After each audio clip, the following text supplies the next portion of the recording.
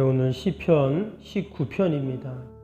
19편은 표지에 나온 것처럼 다윗의 시로 알려지고 있습니다. 우리가 앞에서도 다윗의 시가 여러 편이 나왔었죠. 근데 오늘 이 19편은 앞에 나온 다윗의 시편과 조금 구조와 내용이 다릅니다.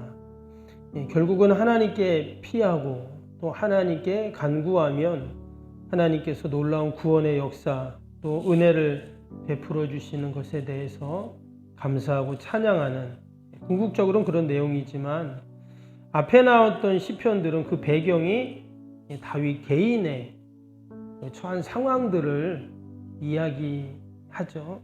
그런데 오늘 이 19편을 보면 그 개인의 상황을 넘어서 이 세상, 더 나아가서 온 우주 가운데 나타내신 그 하나님의 권능과 또 뜻을 찬양하고 영광을 돌리는 그런 내용으로 되어 있습니다. 그래서 오늘 이 19편은 어찌 보면 두 개가 이렇게 붙어 있는 그런 시처럼 보입니다. 1절부터 6절까지 내용을 보면 하나님께서 창조하신 이 온 세상, 특별히 하늘과 해에 대한 이야기를 하고 있죠. 하나님이 이 세상에서 어떻게 이 세상을 만드셨는가, 또 역사하시는가를 이렇게 이제 소개를 합니다.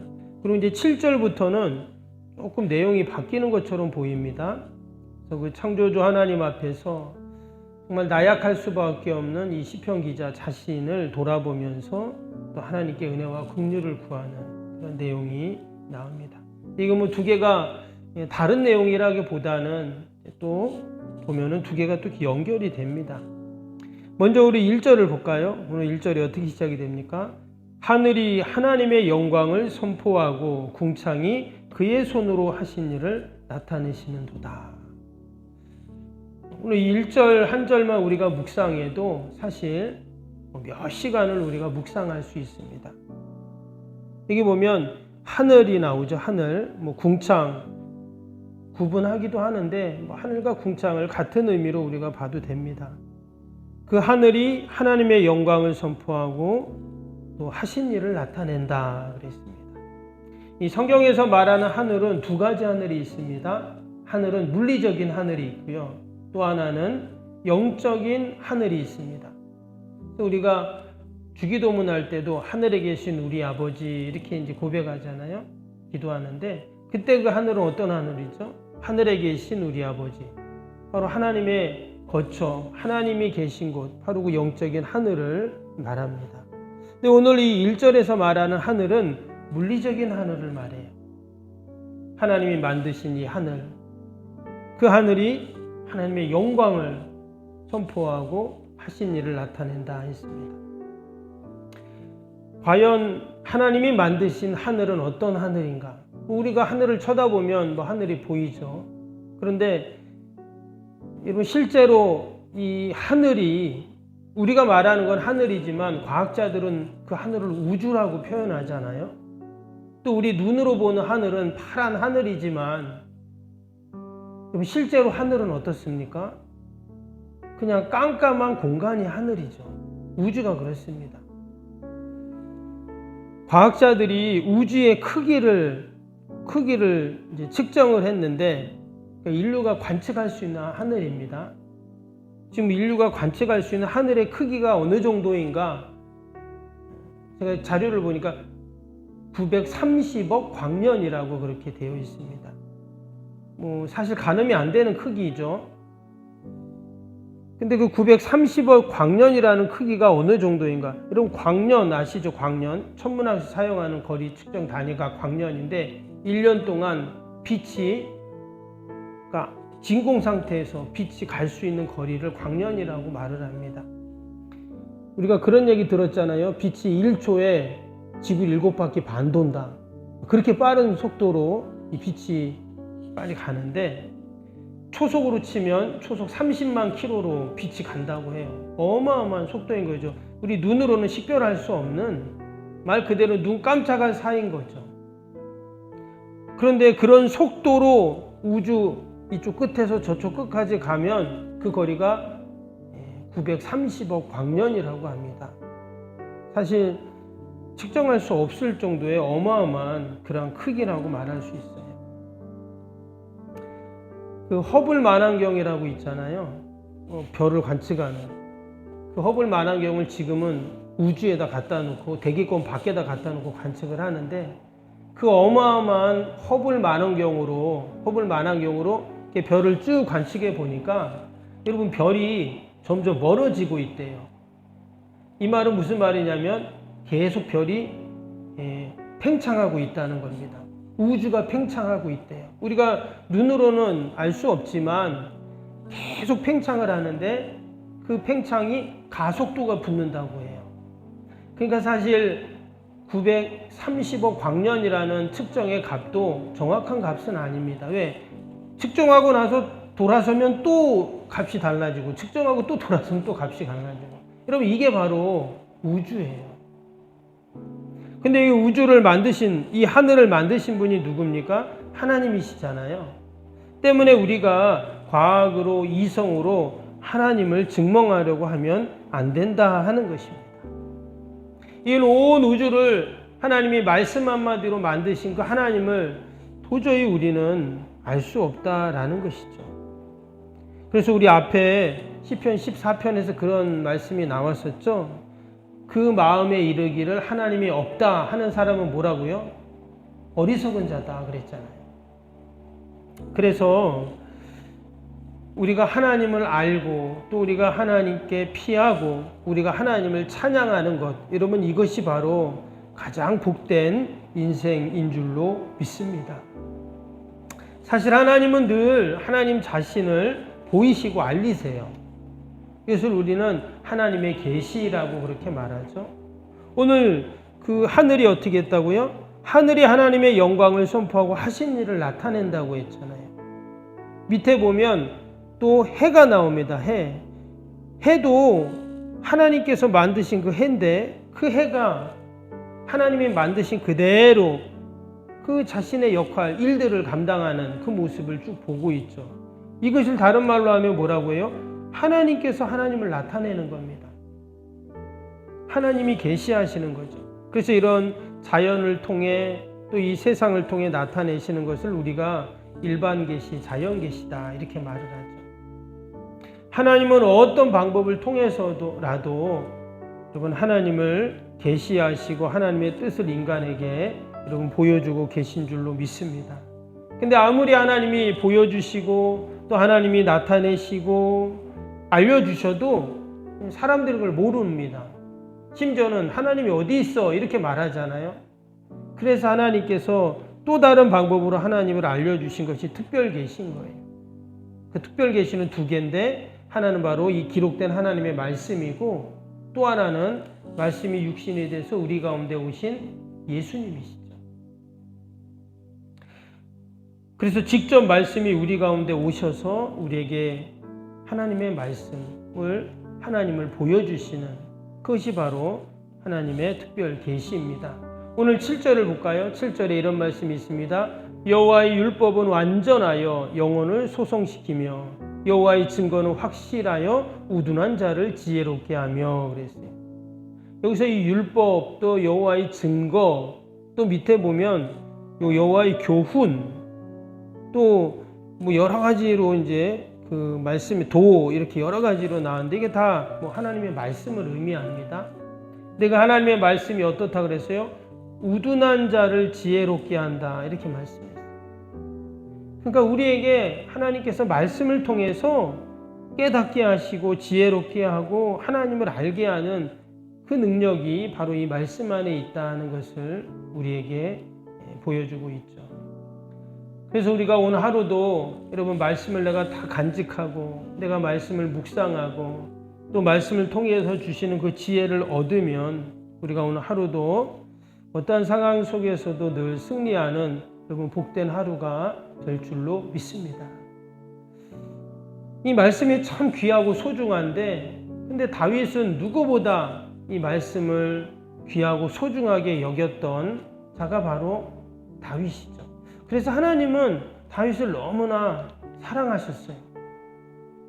왜 하나님이 다윗을 이처럼 사랑하셨을까? 우리가 생각해 보면 하나님은 다윗은 말씀을 누구보다 귀하게 여기고 사랑했어요. 오늘 이 19편이 그 말씀의 가치와 그 귀중함을 얼마나 다윗이 사랑했는지를 그렇게 보여주는 귀한 시편이에요. 오늘 9절 10절 한번 볼까요? 여호와를 경외하는 도는 정결하여 영혼까지 이르고 여호와의 법은 진실하여 다 의로우니 곧 금 곧 많은 순금보다 더 사모할 것이며 꿀과 송일꿀보다 더 달도다. 이 하나님의 말씀이 얼마나 귀한지 여기 보니까 금, 순금이 얼마나 가치가 있고 귀합니까? 근데 그보다 더 귀하다고 말하죠. 그리고 또 꿀과 송이꿀보다 더 달다 그랬어요. 꿀이 얼마나 답니까?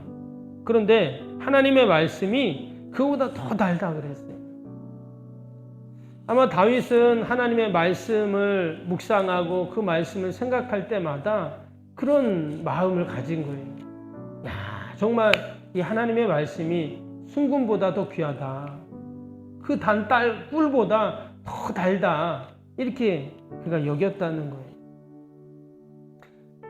여러분, 우리도 늘 말씀을 사모하고 또 말씀을 간직하고 또 아버지 말씀을 귀히 여기는 여러분 저와 여러분이 되기를 바랍니다. 말씀을 꼭 붙잡으니까 하나님께서 어떤 은혜를 주십니까? 오늘 7절 다시 한번 보시면 여호와의 율법은 완전하여 영혼을 소성시키며 그랬어요. 하나님의 말씀이 완전하다, 온전하다, 흠이 없다 이 말이죠. 근데 그 말씀이 어떻게 해요? 영혼을 소생시킨다 그래요. 우리가 세상에 소설이나 수필이나 또 귀한 시나 이런 것들을 읽다 보면 때로는 참 교훈을 얻고 지식을 쌓고 마음의 위로를 얻기도 합니다. 그런데 여러분, 우리의 영혼을 치유하는 것은 뭐죠? 하나님 말씀이에요. 영혼을 치유하는 것. 세상의 글은 영혼을 치유할 수는 없어요. 그런데 하나님의 말씀은 우리의 육신뿐만 아니라 영혼까지도 치유하는 능력이 이 말씀에 있기에 이 말씀이 기름 소중한 것입니다. 또 8절 볼까요? 여호와의 교훈은 정직하여 마음을 기쁘게 하고 여호와의 계명은 순결하여 눈을 밝게 한다. 우리가 여러분 하나님의 말씀을 읽고 듣고 할 때 어때요? 우리의 마음에 여러분 기쁨을 주시죠, 하나님께서. 왜? 말씀 속에서 그 하나님의 사랑을 우리가 깨닫기 때문에 말씀 속에서 위로받고 우리가 힘을 얻잖아요. 그래서 말씀이 우리에게 기쁨을 준다 하는 것입니다. 어떤 외롭고 두렵고 불안하고 고민이 되는 그런 상황이 있을지라도 우리가 하나님의 말씀을 꽉 붙잡으면 하나님이 주시는 그 기쁨이 있어요. 그래서 말씀이 너무나 귀한 것이다. 11절도 한번 볼까요?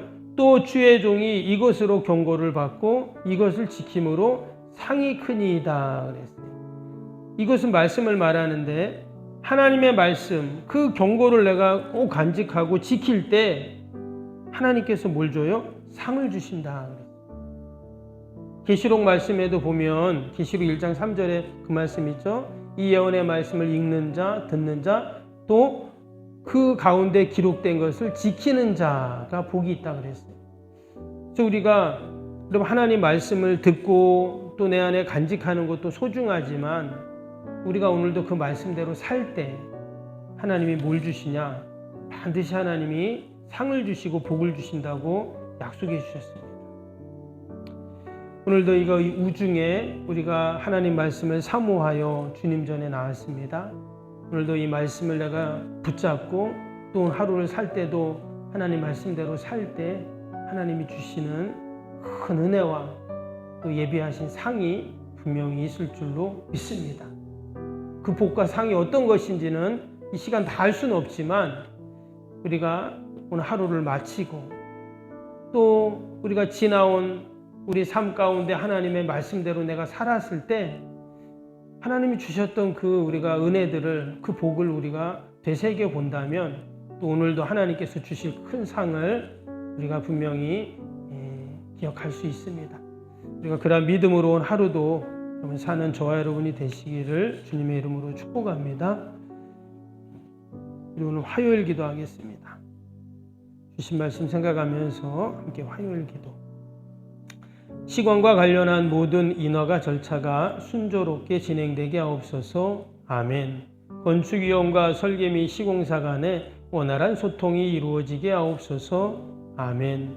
공사기간 동안 날씨와 모든 환경을 주장하셔서 공정에 차질이 없게 하옵소서. 아멘. 지역 주민들에게 불편함을 끼치지 않는 안전한 공법으로 건축되게 하옵소서. 아멘. 착공부터 완공에 이르기까지 지역사회와 긴밀한 우호관계를 유지하게 하옵소서. 아멘. 건축사와 건설사, 시공사를 붙드시고 조심을 잃지 않고 잘 감당하게 하옵소서. 아멘. 공사기간 동안 안전사고나 불미스러운 일이 한 건도 발생하지 않게 하옵소서. 아멘. 성실하고 책임감 있는 감리로 건축의 시작과 끝이 완벽하게 진행되게 하옵소서. 아멘. 자재 품질 및 검수가 철저히 이루어지고 공사 일정이 지체되지 않게 하옵소서. 아멘. 최적의 공사기간과 공사비 절감을 위해 세밀한 업무가 이루어지게 하옵소서. 아멘. 꼼꼼한 업무로 불필요한 비용 발생을 원천적으로 차단하게 하옵소서. 아멘. 건축에 필요한 모든 재정이 시기적절하게 잘 채워지게 하옵소서. 아멘. 입당에 이르기까지 모든 건축 과정에 재정의 집행이 어려움 없게 하옵소서. 아멘. 헌금을 약정하고 드리는 성도들에게 복을 주셔서 간증이 넘치게 하옵소서. 아멘. 건축으로 인해 교회 사역이 위축되지 않도록 풍성한 재정으로 채워 주옵소서. 아멘. 예수님의 이름으로 기도합니다. 아멘. 사랑과 은혜가 충만하신 하나님 아버지, 귀한 새벽에도 이 우중에도 주의 말씀을 사모하여 주님 전에 나왔습니다. 주의 말씀은 너무나 귀하여 순금보다 더 귀하고 또 꿀과 송이꿀보다 더 달다고 하셨는데, 오늘도 그 귀한 말씀을 우리가 꼭 간직하고 또 오늘도 그 기록된 말씀을 지키는 자가 복이 있다 하셨사오니, 오늘도 말씀 붙잡고 승리하는 복된 하루가 되게 하여 주옵소서. 하나님, 우리가 하늘을 바라보면 정말 하나님께서 얼마나 크시고 얼마나 위대하신 분인가를 다시 한번 깨닫게 됩니다. 오늘도 우리가 그 하나님 앞에 기도하고 또 아버지 간구하고 또 아래는 모든 기도의 제목들 하나님이 다 들으시고 이루실 줄로 믿습니다. 그러한 믿음과 소망을 갖고 나라, 민족, 교회, 이웃 살아가는 자녀들 하나님 다 올려드리오니 하나님 오늘도 도우시고 함께하여 주옵소서. 우리의 모든 연약함을 아시오니 주님께서 강건하게 붙잡아 주옵소서. 특별히 아버지 이 장마로 또한 아버지 이 무더위 가운데 지치지 않게 하시고 하나님 더 믿음으로 이겨나가게 하여 주옵소서. 아버지 비가 많이 옵니다. 피해 없게 하시고 아버지 은혜를 더하여 주옵소서.